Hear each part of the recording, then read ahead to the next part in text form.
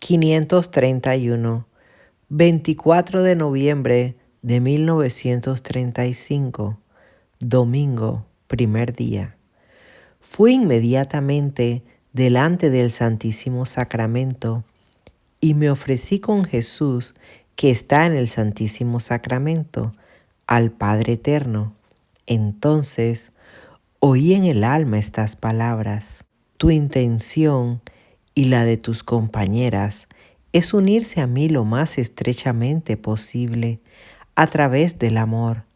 Reconciliarás la tierra con el cielo, mitigarás la justa cólera de Dios e impenetrarás la misericordia por el mundo.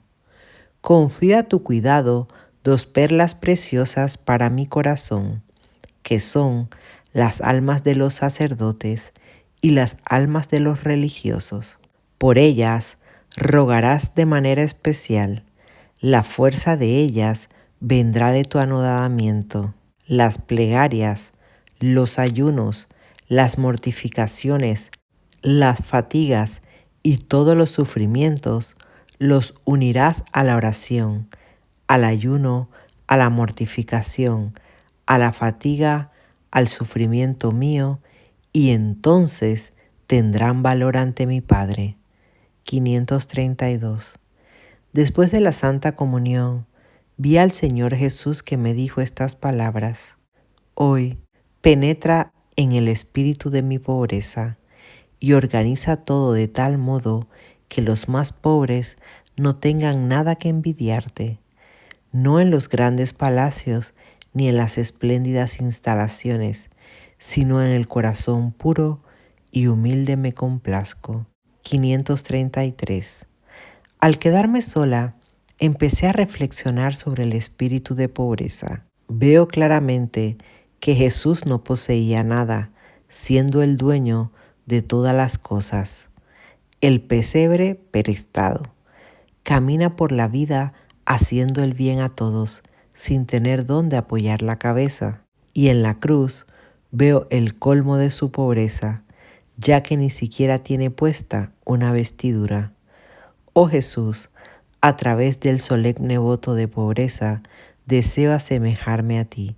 La pobreza será mi madre, no poseer nada exteriormente, ni disponer de nada como de mi propiedad, ni tampoco desear algo interiormente. Y en el Santísimo Sacramento, ¡qué grande es tu pobreza! ¿Hubo alguna vez un alma tan abandonada como tú, Jesús, en la cruz? 534. La castidad. Este voto se entiende por sí mismo. Prohíbe todo lo que está prohibido por el sexto y noveno mandamiento de Dios. Naturalmente, obras, pensamiento, palabras, sentimientos. Y entiendo que el voto solemne se refiere del voto simple. Lo entiendo en toda la extensión. Cuando lo estaba contemplando, escuché en el alma estas palabras: tú eres mi esposa para la eternidad. Tu pureza debe ser mayor que la de los ángeles, porque con ningún ángel tengo relación de tan estrecha intimidad como contigo. La más pequeña acción de mi esposa tiene un valor infinito. El alma pura tiene una potencia incalculable delante de Dios. 535. La obediencia. He venido para cumplir la voluntad de mi Padre. He sido obediente a los padres, obediente a los verdugos, soy obediente a los sacerdotes. Comprendo, oh Jesús, el espíritu de la obediencia y en qué consiste. No se refiere solamente a la ejecución exterior, sino que abarca también la mente, la voluntad y el juicio. Obedeciendo a las superioras, obedecemos a Dios. No tiene importancia si es un ángel o un hombre que me mande en nombre de Dios. Tengo que ser obediente siempre. No voy a escribir mucho sobre los votos porque ellos son claros por sí mismos y se basan en lo concreto. Aquí procuro más bien dar una idea de esta congregación. 536. Resumen general. Nunca habrá casa fastuosa, sino una modesta capilla y junto a ella una pequeña comunidad, un pequeño grupito de almas que estará compuesto a lo más por 10 almas. Además de ellas, habrá 2 almas que atenderán 12 necesidades de la comunidad por fuera del claustro y prestarán varios servicios en la iglesia. No llevarán hábitos, sino que vestirán como laicas, tendrán los votos pero simples y estarán estrictamente sometidas a la superiora, quien estará detrás de la reja. Tendrá parte de todos los bienes espirituales de toda la comunidad, pero no podrá ser nunca más de 2, preferiblemente una. Cada casa será independiente de las demás, pero sí, todas estarán muy estrechamente unidas por la regla y por los votos y por el espíritu. Sin embargo, en casos excepcionales, se podrá enviar una hermana de una casa a otra. También es posible, al fundar una casa, tomar algunas religiosas. Si es necesario, cada casa estará sujeta al ordinario del lugar. 537. Cada religiosa vivirá en una celda individual, pero será conservada la vida comunitaria. Se reunirán todas para la oración, la comida y el recreo. Cada religiosa, después de emitir la profesión, nunca más verá el mundo, ni siquiera por la reja, que será tapada con un paño oscuro, y también los coloquios serán estrictamente limitados. Será como una persona muerta a la que el mundo no comprende y la que no comprende al mundo. Ha de presentarse entre el cielo y la tierra e implorar incesantemente a Dios su misericordia para el mundo y la fortaleza para los sacerdotes, para que sus palabras no resuenen en vano y para que ellos mismos logren mantenerse en esta inconcebible dignidad, tan expuestos sin ninguna mancha. A pesar de ser pocas, estas almas serán heroicas. No habrá lugar para las almas cobardes ni débiles. 538. Entre ellas no se dividirán en ningunos coros, ni en ningunas madres, ni mamitas, ni reverendas, ni reverendísimas, sino que todas serán iguales entre ellas. Aunque hubiera una gran diferencia en su origen, sabemos quién era Jesús y cómo se humilló y con quiénes se relacionaban. Llevarán un hábito como el que él llevaba durante la pasión, pero no solamente la vestidura, sino que tienen que imprimir en sí las señales con las cuales él fue distinguido, y estas son el sufrimiento y el desprecio.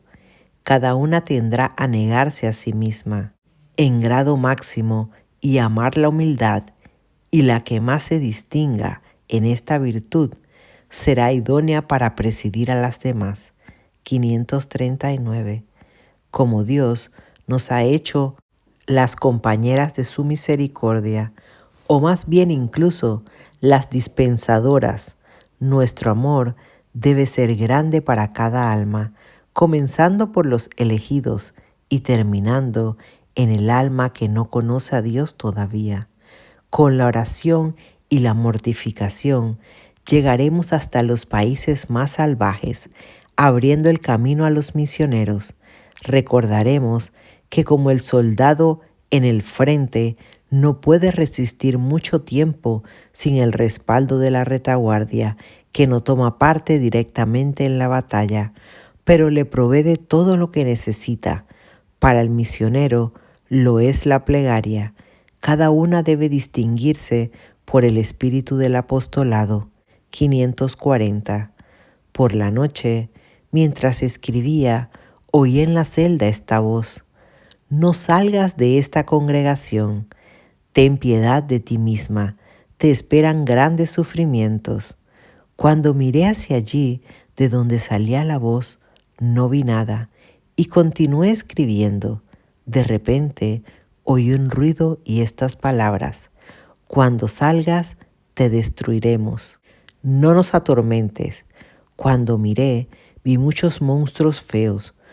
Cuando hice con el pensamiento la señal de la cruz, se disiparon todos inmediatamente. Qué horriblemente feo es Satanás. Pobre las almas que tienen que vivir en su compañía. Verlo solamente es más repugnante que todos los tormentos del infierno. 541. Un momento después oí en el alma esta voz: no tengas miedo de nada, no te sucederá nada sin mi voluntad. Después de estas palabras del Señor, una fuerza misteriosa entró en mi alma. Me alegro grandemente de la bondad de Dios. 542. El postulantazo. La edad para ser recibida puede ser recibida cada persona desde los 15 hasta los 30 años. En primer lugar, hay que reparar en el espíritu que inspira a la persona dada y en su carácter. Si tiene la fuerte voluntad y el valor para seguir las huellas de Jesús, y esto con gozo y alegría, porque Dios ama a un donador alegre y tiene que despreciar al mundo y a sí misma. La falta de la dote nunca será un impedimento para ser aceptada. También todas las formalidades deben ser claras. No aceptar los casos complicados. Sin embargo, no pueden ser recibidas las personas melancólicas, inclinadas a la tristeza, con enfermedades contagiosas, caracteres ambiguos, recelosos, inadaptables a la vida religiosa. Hay que tener mucho cuidado con la elección de los miembros, porque basta una persona no adaptada para provocar confusión en todo el convento. 543. Duración del postulantazo. El postulantazo será de 1 año. Durante ese periodo, la persona dada debe analizar si este tipo de vida le gusta y si es apta o no para ella. Si también la maestra debe observar atentamente si la persona dada es apta o no lo es para este tipo de vida. Después de 1 año, si resulta que tiene una buena voluntad y un sincero deseo de servir a Dios, hay que recibirla en el noviciado. 544. El noviciado ha de durar 1 año continuo. A la novicia hay que instruirla sobre las virtudes referentes a los votos y sobre su importancia. La maestra debe poner todo el empeño en darle una formación sólida. Debe ejercitarlas en la humildad, ya que solamente el corazón humilde observa los votos con facilidad y experimenta grandes gozos que fluyen de Dios a un alma fiel. No serán cargadas con trabajos de responsabilidad para que puedan dedicarse libremente a su propio perfeccionamiento. Son obligadas rigurosamente a observar las reglas y las normas al igual que las postulantes. 545.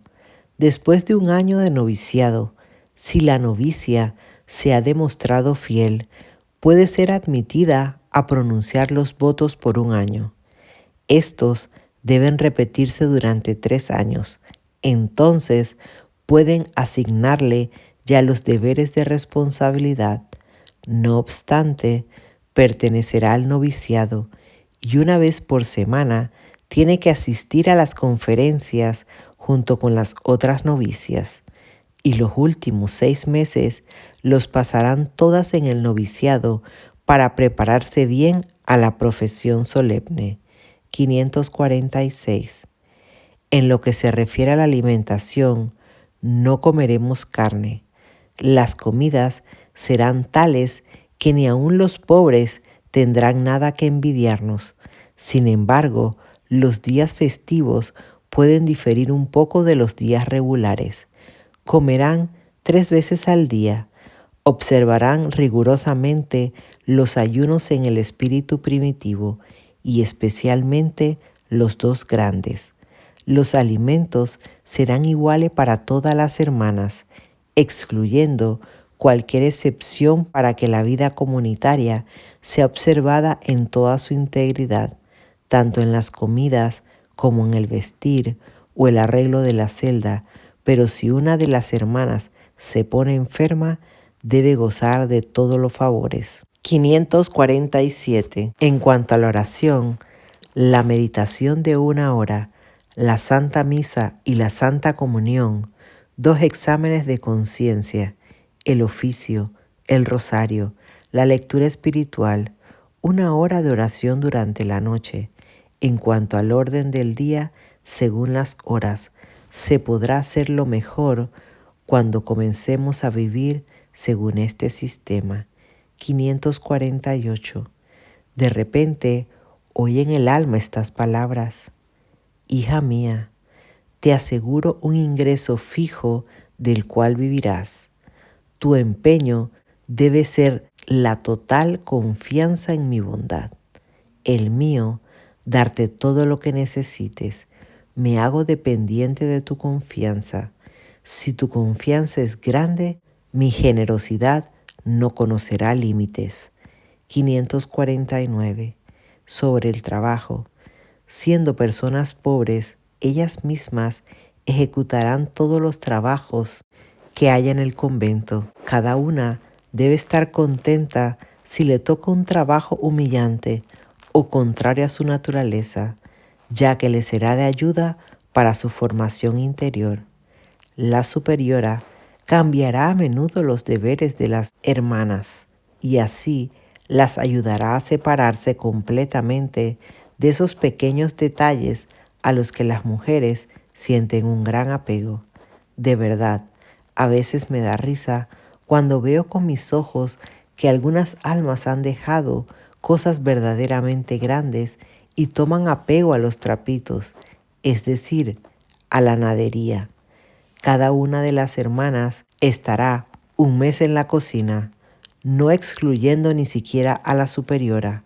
Que todas prueben cada fatiga que haya en el convento, que todas tengan siempre la intención pura en todo, porque a Dios no le agrada en absoluto la confusión. 550. Que ellas mismas se acusen de las desobediencias exteriores y pidan a la superiora la penitencia, que la hagan en el espíritu de humildad, que se amen unas a otras con el amor superior, con el amor puro, viendo en cada hermana la imagen de Dios. La característica singular de esta pequeña comunidad lo es el amor, así que no estrechen sus corazones, sino que abracen al mundo entero, ofreciendo misericordia a cada alma a través de la oración, según su vocación. Si somos misericordiosas en este espíritu, también nosotras mismas alcanzaremos la misericordia. 551. Cada una debería tener un gran amor hacia la Iglesia, como una buena hija que ama a su madre y reza por ella. Así cada alma cristiana debe rezar por la Iglesia, que para ella es madre. ¿Y qué decir de nosotras, las religiosas, que nos hemos comprometido particularmente a rezar por la Iglesia? Pues qué grande es nuestro apostolado, aunque tan escondido. Estas pequeñas cosas de cada día serán depositadas a los pies de Jesús como una ofrenda de imploración por el mundo. Pero para que la ofrenda sea agradable a Dios, tiene que ser pura. Para que la ofrenda sea pura, el corazón tiene que librarse de todos los apegos naturales y dirigir todos los sentimientos hacia el Creador, amando en Él a todas las criaturas, según su santa voluntad. Y si cada una se comporta así, en el espíritu de fervor, le proporcionará alegría a la Iglesia. 552. Además de los votos, veo una regla importantísima. Aunque todas son importantes, Esta la pongo en el primer lugar, y es el silencio. De verdad, si esta regla fuera observada rigurosamente, yo estaría tranquila por las demás. Las mujeres tienen una gran inclinación a hablar. De verdad, el Espíritu Santo no habla a un alma distraída y charlatana, sino que por medio de sus silenciosas inspiraciones habla a un alma recogida, a un alma silenciosa. Si se observara rigurosamente el silencio, no habría murmuraciones, amarguras, maledicencias, chismes. No sería tan maltratado el amor del prójimo. En una palabra, muchas faltas se evitarían. Los labios callados son el oro puro y dan testimonio de la santidad interior. 553. Pero enseguida quiero hablar de otra regla, es decir, del hablar. Callar cuando se debe hablar es una imperfección y a veces hasta un pecado. Así que todas tomen parte en el recreo y que la superiora no exima a las hermanas del recreo, si no es por alguna razón muy importante. Los recreos deben ser alegres en el Espíritu de Dios. Los recreos nos dan la oportunidad de conocernos mejor. Que cada una exprese su opinión con sencillez para edificar a las demás y no en el espíritu de alguna superioridad, ni Dios nos libre para reñir. Eso no correspondería con la perfección ni con el espíritu de nuestra vocación, que debe distinguirse por el amor. 2 veces al día habrá recreos de media hora, pero si alguna hermana interrumpe el silencio, tiene la obligación de acusarse enseguida ante la superiora y pedir la penitencia que la superiora, por esa falta, aplique una penitencia pública, y si no fuera así, ella misma respondería ante el Señor. 554. Sobre la clausura. En los lugares delimitados de la clausura no podrá entrar nadie sin una autorización especial del ordinario, y esto en casos excepcionales, es decir, la administración de los sacramentos a los enfermos o la asistencia y la preparación para la muerte, o en ocasión de los ritos fúnebres. Puede suceder también la absoluta necesidad de dejar entrar a la clausura a un obrero para hacer alguna reparación en el convento, pero antes debe haber un permiso especial.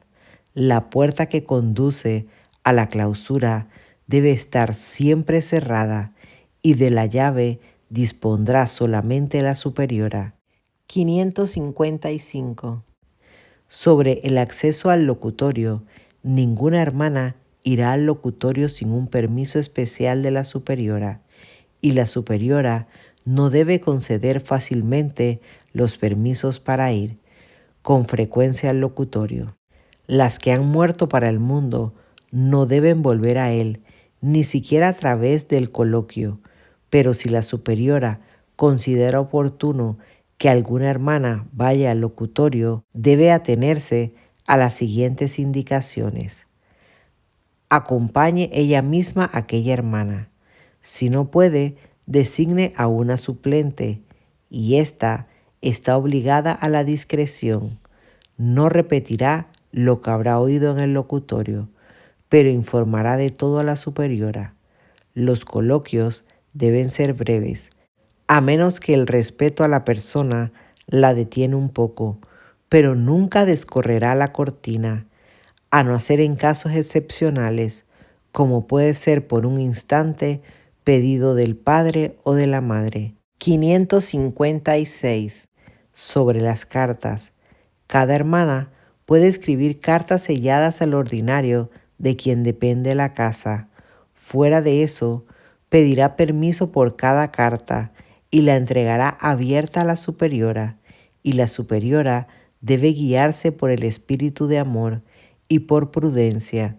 Tiene el derecho de despachar o de retenerla, según lo que sea para la mayor gloria de Dios. Pero desearía mucho que de estos escritos haya lo menos posible. Ayudemos a las almas con la plegaria y la mortificación, y no con cartas. 557. Sobre la confesión, el ordinario designará a los confesores para la comunidad, tanto al ordinario como al extraordinario. El confesor ordinario será uno y escuchará las confesiones de toda la comunidad una vez por semana. El confesor extraordinario vendrá cada 3 meses y cada hermana tiene la obligación de presentarse a él aunque no tenga la intención de hacer una verdadera confesión. Ni el confesor ordinario ni el extraordinario permanecerá en su cargo más de 3 años. Al final del trienio habrá una votación secreta y según ella, la superiora presentará el pedido a las hermanas al ordinario. De todas maneras, el confesor puede ser designado para el segundo y también para el tercer trienio. Las religiosas se confesarán junto a la reja cerrada. También las conferencias serán pronunciadas para la comunidad a través de la reja cubierta con la cortina oscura. Las hermanas no hablarán nunca entre sí de la confesión ni de los confesores, más bien rueguen por ellos para que Dios los ilumine en dirigir sus almas. 558. Sobre la Santa Comunión, las hermanas no deben hablar de las cuales de ellas se acercan a la Santa Comunión con menos frecuencia y cuáles más a menudo. Se abstengan de dar juicios en esta materia a la que no tienen derecho. Cualquier juicio respecto a esto pertenece exclusivamente al confesor. La superiora puede preguntar a una hermana dada, pero no para conocer la razón por la cual no se acerca a la Santa Comunión, sino más bien para facilitarle la confesión. Que las superioras no se atrevan a entrar en el ámbito de las conciencias de las hermanas. A veces, la superiora puede disponer que la comunidad ofrezca la comunión por cierta intención. Cada una debe aspirar a la máxima pureza del alma para poder recibir diariamente al huésped divino. 559. Una vez, al entrar en la capilla, vi los muros de una casa como abandonada. Las ventanas estaban sin cristales, las puertas no terminadas sin hojas, solo tenían los marcos. De repente oí en el alma estas palabras: aquí debe estar aquel convento. A decir verdad, no me agradó mucho que había de estar en aquellas ruinas. 560. Jueves. Me sentía muy apremiada para dar comienzo a la obra lo antes posible, según el deseo del Señor. Cuando fui a confesarme, antepuse una opinión mía a la opinión del confesor. En un primer momento no me di cuenta de ello, pero mientras rezaba la hora santa, vi al Señor Jesús con el aspecto que tiene en la imagen y me dijo que comunicara al confesor y a las superioras todo lo que me decía y exigía. Haz solamente aquello para lo que recibirás permiso. Y me dio a conocer Jesús lo mucho que le desagrada el alma arbitraria.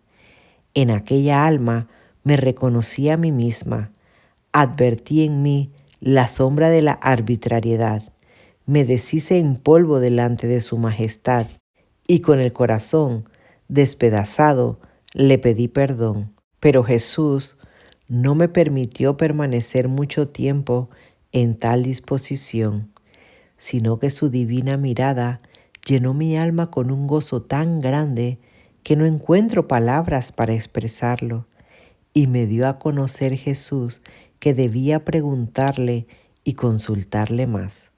De verdad, qué dulce es la mirada de mi Señor. Su mirada penetra mi alma hacia los lugares más secretos. Mi espíritu se entiende con Dios sin pronunciar ni una sola palabra. Siento que Él vive en mí y yo en Él. 561. Una vez vi aquella imagen en una pequeña capilla y en un momento vi que de aquella pequeña capilla se hizo un templo grande y bello. En aquel templo vi a la Santísima Virgen con el niño en los brazos. Luego el niño Jesús desapareció de los brazos de la Virgen y vi una imagen viva de Jesús crucificado. La Virgen me dijo que me comportara como ella. A pesar de los gozos, siempre mirará fijamente la cruz. Y me dijo también que las gracias que Dios me concedía no eran solamente para mí, sino también para otras almas. 562. El niño Jesús que veo durante la Santa Misa no es siempre igual. A veces muy alegre, a veces no mira nada hacia la capilla. Ahora, la mayoría de las veces está alegre cuando nuestro confesor celebra la Santa Misa. Me sorprendí mucho al ver cuánto lo amaba al pequeño niño Jesús. A veces lo veo con un delantalcito de color. 563. Antes de venir a Vilna y antes de conocer a este confesor, una vez había visto una iglesia no muy grande y junto a ella esta comunidad. El convento tenía 12 celdas. Cada religiosa iba a tener su celda particular.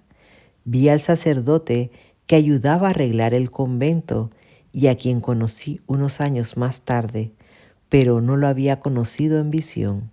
Vi su gran abnegación en arreglar todo en aquel convento y le ayudaba otro sacerdote que no he conocido hasta el momento. Vi las rejas de hierro tapadas con un paño oscuro y a aquella iglesia las hermanas no iban. 564.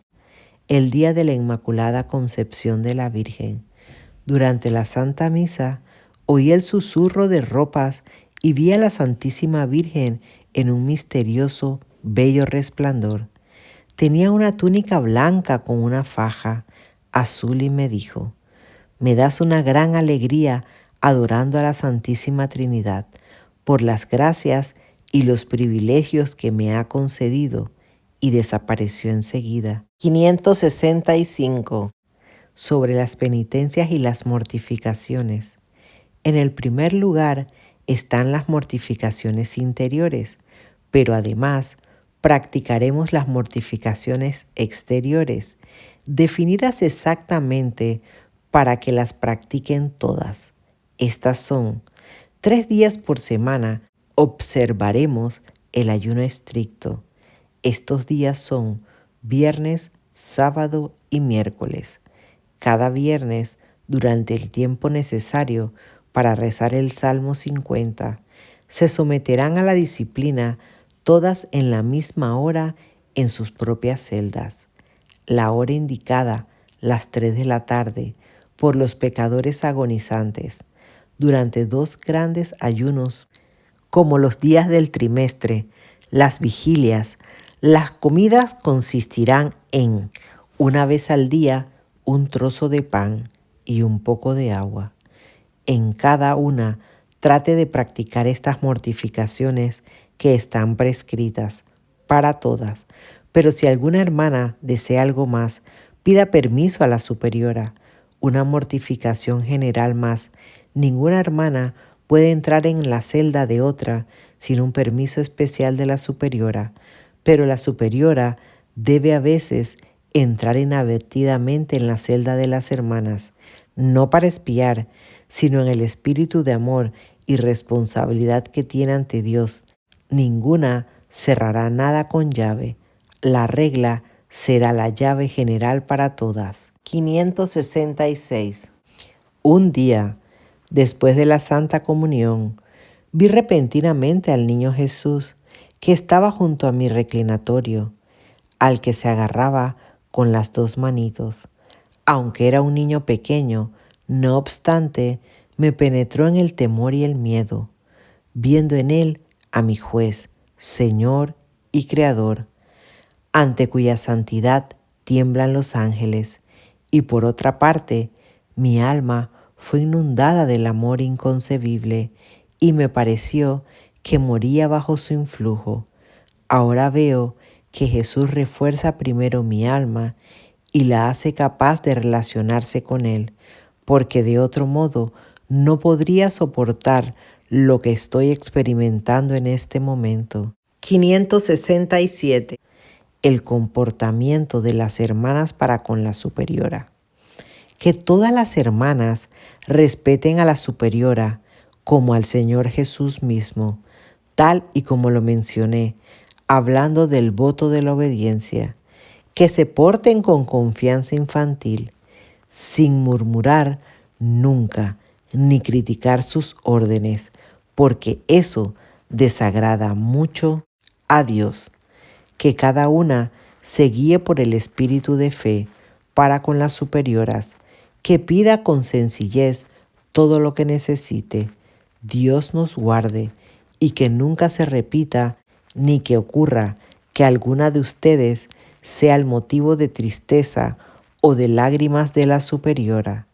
Que cada una sepa que, como el cuarto mandamiento, obliga a los hijos a respetar a los padres. Lo mismo se refiere a la religiosa para con la superiora. No es buena la religiosa que se permite y se atreve a juzgar a la superiora. Que sean sinceras con la superiora y le hablen de todo, de sus necesidades, con la sencillez de una niña. Las hermanas se dirigirán a su superiora de este modo: le ruego, hermana superiora. Nunca le besarán la mano, pero cada vez que la encuentren en el pasillo, como también cuando vayan a la celda de la superiora, dirán: alabado sea Jesucristo, inclinando un poco la cabeza. Las hermanas entre sí dirán: le ruego, hermana, agregando el nombre. Respecto a la superiora, deben guiarse por el espíritu de la fe, y no con un sentimentalismo ni con adulaciones, cosas indignas de una religiosa que la humillarían mucho. Una religiosa debe ser libre como una reina, y lo será si vive con el espíritu de la fe. Debemos escuchar y respetar a la superiora, no por ser buena, santa, prudente, no por todo esto, sino solamente porque para nosotros ocupa el lugar de Dios, y escuchándola obedecemos a Dios mismo. 568. El comportamiento de la superiora con las hermanas. La superiora debe distinguirse por la humildad y el amor hacia cada hermana, sin excepción alguna. Que no se deje guiar por la simpatía o por antipatía, sino por el Espíritu de Cristo. Debe saber que Dios le pedirá cuenta de cada hermana. Que no diga sermones a las hermanas, sino que dé el ejemplo de una profunda humildad, el de negarse a sí misma. Esta será la enseñanza más eficaz para las que dependan de ella. Que sea resuelta, pero nunca brusca. Que tenga paciencia si la cansan con las mismas preguntas, aunque tenga que repetir 100 veces la misma cosa, pero siempre con la misma calma. Que trate de presentir todas las necesidades de las hermanas sin esperar que le pidan esta u otra cosa, porque son diversas las naturalezas de las almas. Si ve que alguna hermana está triste o doliente, trate de ayudarle de cualquier manera y de consolarla. Que ruegue mucho y pida luz para saber cómo comportarse con cada una de ellas, porque cada alma es un mundo diferente. Dios tiene distintos modos para tratar con las almas que a veces para nosotros son incomprensibles e inconcebibles. Por eso, la superiora debe ser prudente para no impedir la actuación de Dios en ninguna alma. que nunca amoneste a las hermanas cuando está nerviosa. Además, los reproches deben siempre ir acompañados por palabras de estímulos. Hay que dar a conocer al alma su error para que lo reconozca, pero no se la debe desalentar. La superiora debe distinguirse por el amor activo a las hermanas. Debe encargarse de todas las penas para aliviar a las hermanas, que no exija ningún servicio de las hermanas, que las respete como a las esposas de Jesús y que esté dispuesta a servirle tanto de día como de noche. Debe más bien pedir que ordenar, que tenga el corazón abierto a los sufrimientos de las hermanas y que ella misma estudie y contemple fijamente el libro abierto, es decir, a Jesús crucificado, que siempre pida con fervor la luz y especialmente cuando tenga que arreglar algo de importancia con alguna hermana, que se cuide de entrar en el ámbito de sus conciencias, porque en este campo es el sacerdote que tiene la gracia, pero sucede que algún alma siente la necesidad de desahogarse ante la superiora. Entonces, la superiora puede recibir las confidencias de un alma, pero no se olvide del secreto, porque nada disgusta más a un alma que cuando se diga a otros lo que ella dijo en confianza, es decir, en secreto. Las mujeres tienen siempre la cabeza débil respecto a esto. Pocas veces se encuentra a una mujer con la mente de hombre. Procure una profunda unión a Dios y Dios gobernará a través de ella. La Virgen Santísima será la superiora de este convento y nosotras seremos sus hijas fieles. 569. 15 de diciembre de 1935. Hoy, desde muy temprano, una fuerza misteriosa me empuja a orar. No me deja en paz ni un momento. Un ardor misterioso se ha encendido en mi corazón, empujándome a orar. No logro dominarlo. Es un martirio silencioso, conocido solamente a Dios, pero que haga de mí lo que a Él le agrade. Mi corazón está dispuesto a todo. Oh Jesús, mi queridísimo Maestro, no te alejas de mí ni por un momento. Oh Jesús, tú sabes bien lo débil que soy por mí. Por eso sé que mi debilidad te obliga a estar siempre conmigo. 570. Una vez vi al Señor Jesús con una túnica clara. Eso fue en el invernadero. Escribe lo que te diré. Mi deleite es unirme a ti. Espero con gran ansias y añoro este momento en que habitaré sacramentalmente en tu convento. Mi espíritu descansará en aquel convento. Bendeciré especialmente las inmediaciones donde estará el convento. Por amor hacia ustedes, alejaré todos los castigos que la justicia de mi Padre administra merecidamente. Hija mía, he inclinado mi corazón hacia tus súplicas. Tu tarea y empeño aquí, en la tierra, es implorar la misericordia para el mundo entero. No encontrará alma ninguna la justificación hasta que no se dirija con confianza a mi misericordia. Y por eso, el primer domingo después de la Pascua ha de ser la fiesta de la misericordia. Ese día, los sacerdotes han de hablar a las almas sobre mi misericordia infinita. Te nombro dispensadora de mi misericordia. Dile al confesor que la imagen esté expuesta en la iglesia y no en el convento dentro de la clausura. Por medio de esta imagen colmaré a las almas con muchas gracias. Por eso, que cada alma tenga acceso a ella. 571. Oh Jesús mío, verdad eterna, no tengo miedo de nada, de ningunas dificultades, de ningunos sufrimientos. Temo solamente una cosa, es decir, ofenderte. Oh Jesús, preferiría no existir que entristecerte. Oh Jesús, tú sabes que mi amor no conoce a nadie, solamente a ti. En ti se ahogó mi alma. 572. Oh, qué grande debe ser el fervor de cada alma en este convento. Si Dios desea morar con nosotras, que cada una tenga presente que si no somos nosotras, almas religiosas, las que intercedan con Dios, entonces, ¿quién lo hará?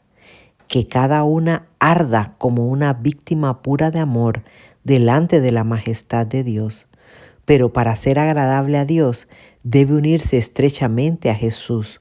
Solamente con Él y por Él podemos agradar a Dios. 573, 21 de diciembre de 1935. Una vez el confesor dijo que fuera a ver aquella casa, si era la misma que yo había visto en visión. Cuando fui con mi confesor a ver la casa, o más bien las ruinas, con un solo vistazo reconocí que todo era igual a lo que había visto en visión. Cuando toqué las tablas que estaban clavadas, formando algo como una puerta, en el mismo instante, una fuerza como un relámpago penetró mi alma, dándome la certeza inquebrantable. Me alejé rápido de aquel lugar, con el alma llena de alegría.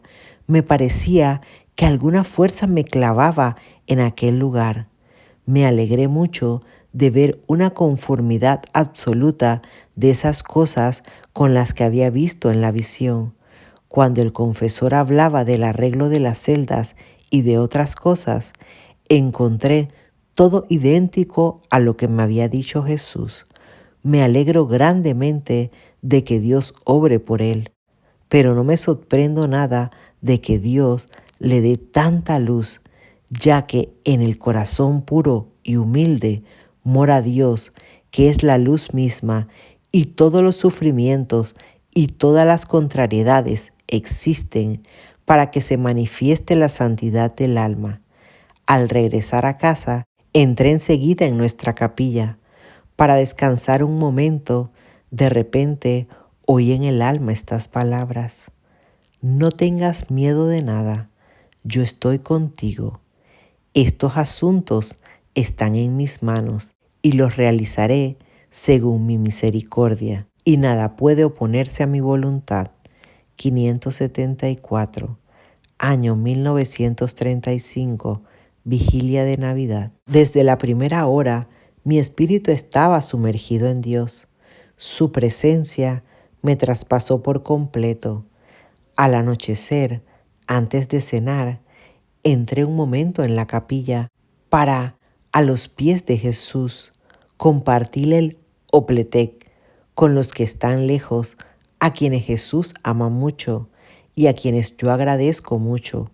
Mientras estaba compartiendo el opletec en espíritu con cierta persona, oí en el alma estas palabras: su corazón es para mí el paraíso en la tierra.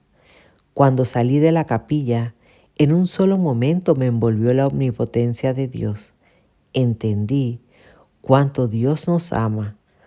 Oh, si las almas pudieran darse cuenta y comprenderlo, aunque sea solo en parte. 575. El día de Navidad. La misa de medianoche. Durante la Santa Misa vi nuevamente al pequeño niño Jesús, extraordinariamente bello. Con la alegría extendía las manitos hacia mí. Después de la Santa Comunión, oí estas palabras: yo siempre permanezco en tu corazón, no solamente en el momento en que me recibes en la Santa Comunión, pero siempre. Viví estas fiestas en una gran alegría. 576. Oh, Santa Trinidad, Dios eterno, mi espíritu se sumerge en tu belleza. Para ti los siglos no son nada. Tú eres siempre el mismo. Oh, qué grande es tu majestad. Oh Jesús, ¿cuál es el motivo por el que escondes tu majestad? Has abandonado el trono del cielo y estás con nosotros? El Señor me contestó, hija mía, el amor me ha traído y el amor me detiene. Oh hija mía, si tú supieras qué gran mérito y recompensa tiene solo un acto de amor puro hacia mí, morirías de gozo. Lo digo para que te unas a mí constantemente a través del amor, porque este es el fin de la vida de tu alma. Este acto consiste en el acto de voluntad. Has de saber que el alma pura es humilde. Cuando te humillas y te anonadas ante mi majestad, entonces te persigo con mis gracias. Hago uso de la omnipotencia para enaltecerte. 577. Una vez, cuando el confesor me dio por penitencia rezar un gloria, eso me tomó mucho tiempo.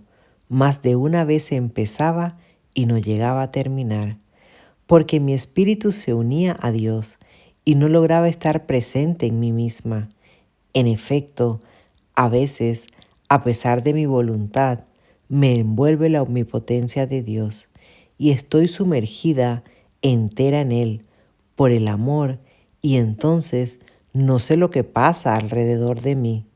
Cuando dije al confesor que esta breve oración me ocupaba a veces muchísimo tiempo y que a veces no lograba rezarla, el confesor me mandó a rezarla enseguida en el confesionario. Sin embargo, mi espíritu se sumergía en Dios y no lograba pensar lo que quería a pesar de hacer esfuerzos. Entonces el confesor me dijo, recítela conmigo.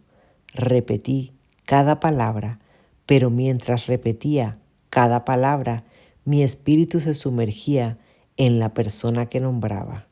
578. Una vez Jesús me dijo de cierto sacerdote que esos años serían un adorno de su vida sacerdotal. Los días de los sufrimientos parecen siempre más largos, pero también ellos pasarán, aunque lo hagan despacio, de manera que a veces nos parece que más bien van para atrás, pero su fin es cercano y después un gozo eterno e inexpresable, la eternidad. ¿Quién puede concebir y comprender al menos esta palabra que proviene de ti, oh Dios inconcebible, es decir, la eternidad? 579. Sé que las gracias que Dios me concede a veces son exclusivamente para ciertas almas. Este conocimiento me llena de un gran gozo. Siempre me alegro del bien de otras almas como si lo poseyera yo misma. 580. Una vez el Señor me dijo, me hieren más las pequeñas imperfecciones de las almas elegidas que los pecados de las almas que viven en el mundo. Me entristecí mucho por el hecho de que Jesús padece sufrimientos a causa de las almas elegidas. Jesús me dijo, estas pequeñas imperfecciones no es todo. Te revelaré el secreto de mi corazón, lo que sufro por parte de las almas elegidas. La ingratitud por tantas gracias es el alimento continuo de mi corazón por parte del alma elegida. Su amor es tibio. Mi corazón no puede soportarlo. Estas almas me obligan a rechazarlas de mí. Otras no tienen confianza de mi bondad y nunca quieren sentir la dulce intimidad en su corazón, pero me buscan por allí, lejos y no me encuentran. Esta falta de confianza en mi bondad es lo que más me hiere. Si mi muerte no las ha convencido de mi amor, ¿qué es lo que las convencerá? Muchas veces un alma me hiere mortalmente. En tal caso, nadie me consolará. Hacen uso de mis gracias para ofenderme. Hay almas que desprecian mis gracias y todas las pruebas de mi amor. no quieren oír mi llamada, sino que van al abismo infernal. Esta pérdida de las almas me sumerge en la tristeza mortal.